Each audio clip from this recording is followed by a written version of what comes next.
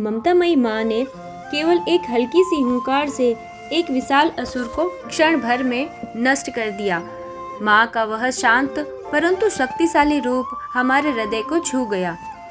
लेकिन क्या आप जानते हैं कि अगला अध्याय और भी अद्भुत है।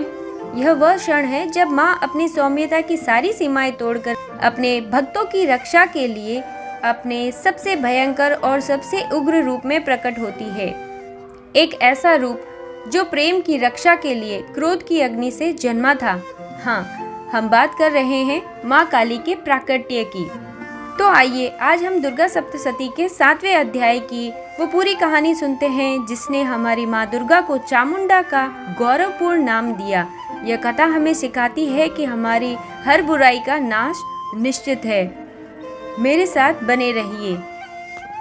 7वां अध्याय, चंडमुंड का वध। मैं मातंगी देवी का ध्यान करता हूँ। वे रत्नमय सिंहासन पर बैठकर पढ़ते हुए तोते का मधुर शब्द सुन रही है, जिनके शरीर का वर्ण श्याम है। वे अपना एक पैर कमल पर रखे हुए हैं और मस्तक पर अर्धचंद्र धारण करती है तथा कल्हार पुष्पों की माला धारण किए वीणा बजाती है। उनके अंग में कसी हुई चोली शोभा पा रही है। वे लाल रंग की साड़ी पहने हाथ में शंखमय पात्र लिए हुए हैं। उनके बदन पर मधु का हल्का हल्का प्रभाव जान पड़ता है और ललाट में बिंदी शोभा दे रही है। ऋषि कहते हैं, तदंतर शुंभ की आज्ञा पाकर वे चंडमुंड आदि दैत्य चतुरंगिनी सेना के साथ अस्त्र शस्त्रों से सुसज्जित हो चल दिए। फिर गिरिराज हिमालय के सुवर्णमय ऊंचे शिखर पर पहुंचकर उन्होंने सिंह पर बैठी देवी को देखा। वे मंद मंद मुस्कुरा रही थी। उन्होंने देखा दैत्य लोग तत्परता से पकड़ने का उद्योग करने लगे। किसी ने धनुष तान दिया, किसी ने तलवार संभाली और कुछ लोग देवी के पास आकर खड़े हो गए। तब अंबिका ने उन शत्रुओं के प्रति बड़ा क्रोध दिखाया। उस समय क्रोध के कारण उनका मुख काला पड़ गया, ललाट में भौहें टेढ़ी हो गई और वहां से तुरंत विकराल मुखी काली प्रकट हुई, जो तलवार और पास लिए हुए थी। वे विचित्र खटकांग धारण किए और चीते की चर्म की साड़ी पहने नरमुंडों की माला से विभूषित थी। उनके शरीर का मांस सूख गया था, केवल हड्डियों का ढांचा था जिससे वे अत्यंत भयंकर जान पड़ती थी। उनका मुख बहुत विशाल था, जीभ लपलपाने के कारण वे और भी डरावनी प्रतीत होती थी। उनकी आंखें भीतर की ओर धसी हुई और कुछ लाल थी। वे अपनी भयंकर गर्जना से संपूर्ण दिशाओं को गूंजा रही थी। बड़े बड़े दैत्यों का वध करती हुई वे कालिका देवी बड़े वेग से दैत्यों की उस सेना पर टूट पड़ी और उन सबको भक्षण करने लगी। वे पार्श्व रक्षकों, अंकुशधारी महावतों, योद्धाओं और घंटा सहित कितने ही हाथियों को एक ही हाथ से पकड़कर मुंह में डाल लेती थी। इसी प्रकार घोड़े, रथ और सारथी के साथ रथी सैनिकों को मुंह में डालकर वे उन्हें बड़े भयानक रूप से चबा डालती थी। किसी के बाल पकड़ लेती, किसी का गला दबा देती, किसी को पैरों से कुचल डालती और किसी को छाती के धक्के से गिराकर मार डालती थी।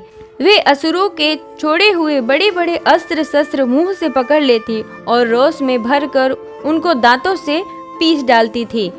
काली ने बलवान एवं दुरात्मा दैत्यों की वह सारी सेना रौंद डाली, खा डाली और कितनों को मार भगाया।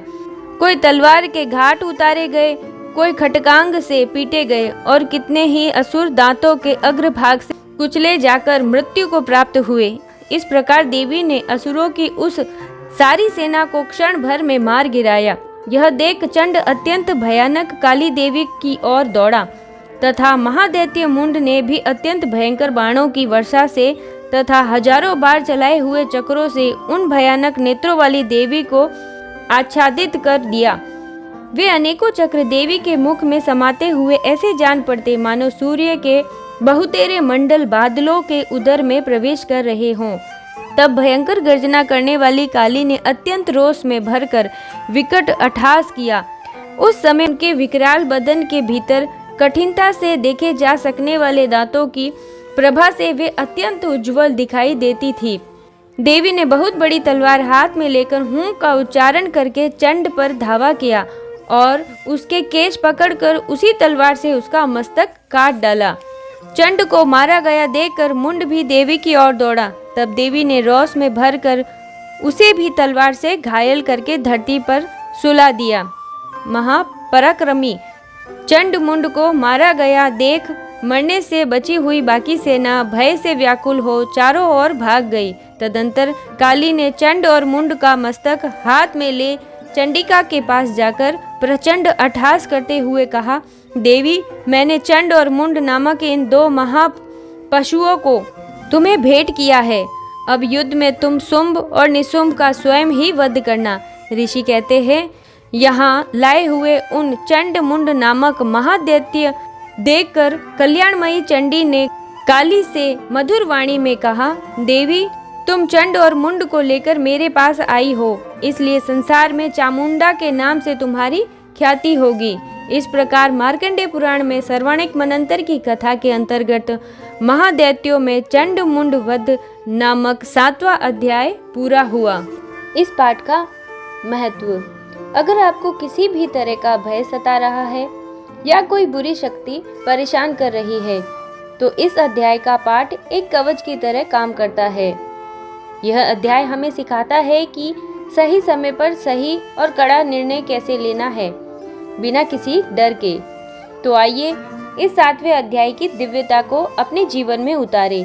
माँ चामुंडा से प्रार्थना करें कि वह हमारे अंदर के हर चंड हर मुंड का वध करे और हमें शुद्ध प्रेम तथा साहस से भर दे। मिलते हैं अगले अध्याय में, तब तक के लिए प्रेम से रहिए, मुस्कुराते रहिए। अगर आपको ये वीडियो पसंद आया हो तो इसे लाइक करें, अपने परिवार और फ्रेंड्स के साथ शेयर करें और इस चैनल को सब्सक्राइब करना ना भूलें। तब तक के लिए जय माता दी।